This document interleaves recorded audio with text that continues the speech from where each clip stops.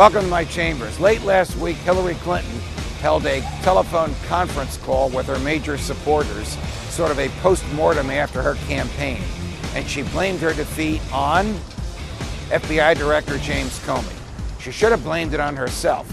Yes, the FBI was wrong to have injected itself at the time and in the manner that it did. But that is not the reason that Mrs. Clinton lost.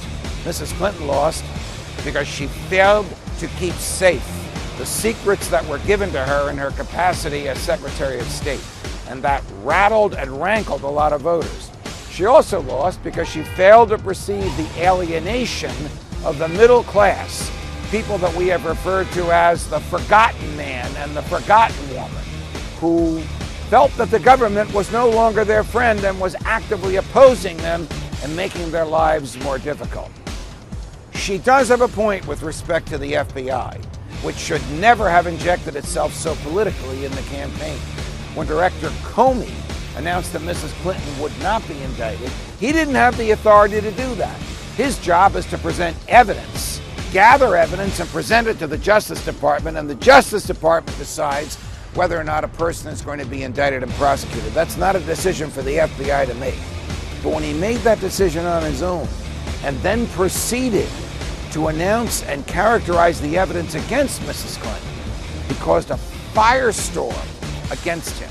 A firestorm fomented largely by the FBI agents in the case who had gathered this evidence, who were basically saying, if the evidence is so damning, why aren't we presenting it to a grand jury?